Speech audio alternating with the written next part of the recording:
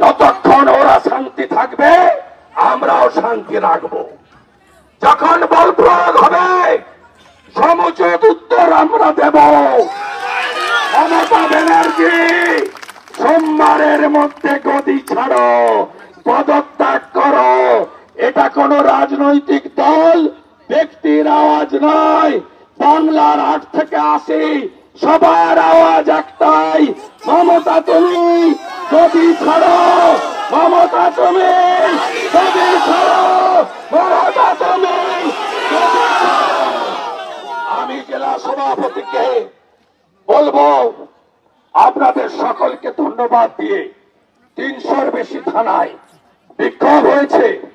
গোলা থানাতে পার্টি বিরোধী দলনেতাকে পাঠিয়েছে এই কারণে এখানকার পুলিশ, এখানকার কাউন্সিলর, এখানকার এমএলএ এদেরকেও সিবিআই কে হেফাজতে নিতে হবে।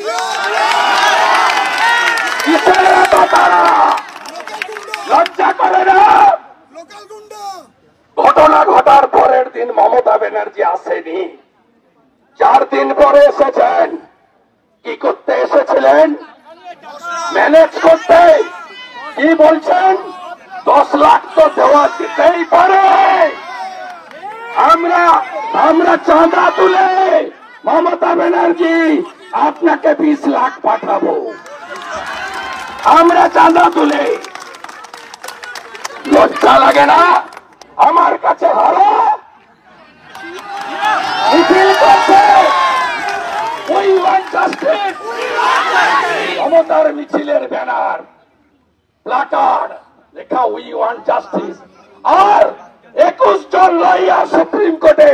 দেখেছেন তো? দেখেছেন কয়েক কোটি টাকা খরচ করছে আটকানোর জন্য। ধন্যবাদ কলকাতা হাইকোর্ট।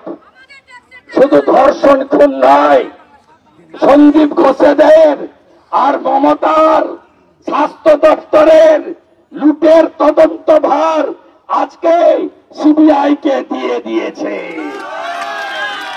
চক্রান্তকারীরা জেলে যাক, আর একটাও যেন আরজিকর না হয়। জাস্টিস ফর বিজেপির পতাকা নিয়েও লড়াই হবে।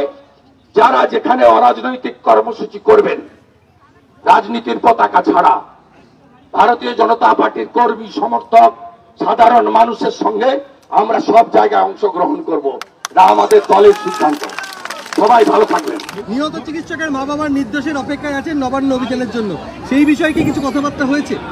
না, নবান্ন অভিযান তো আমরা ডাকি না। আপনি বলছেন যে বাবা যদি ডাকেন কোনো অরাজনৈতিক কর্মসূচি হলে আমরা অংশগ্রহণ করতে পারব।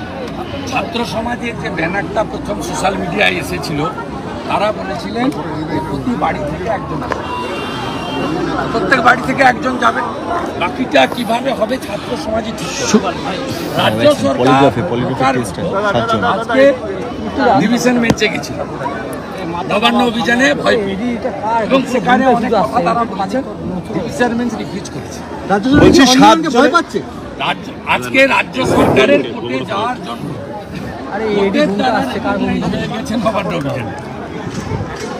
যখন বিনাশকালে বিপরীত বুদ্ধি। কে পিটিশনার আমি জানি না, যারা অর্গানাইজ করছে এখনো nobody come in front of media or public. একটা সোশ্যাল মিডিয়া ক্যাম্পেইন হচ্ছে, দাদা আমরা আমাদের পার্সোনাল ওপিনিয়ন দিচ্ছি যে প্রতি বাড়ি থেকে একজন আসুন। আমি বলেছি হ্যাঁ, আমার বাড়ি থেকে আমি যাব। এইটা যে কল ছিল জেনারেল কল, স্বতঃস্ফূর্ত। কিন্তু রাজ্য সরকার উইথ প্যানিক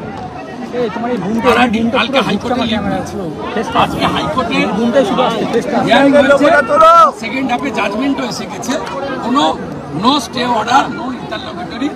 রাজ্য সরকারের পিটিশন আর interim order refuse by the division bench. মানে নির্বুদ্ধিতা। আন্দোলনকে ভয় পাচ্ছে রাজ্য সরকার। কেন কি চাপা দিতে চাচ্ছে? ছাত্র গেছে জেলে, স্বাস্থ্য যাবে জেলে।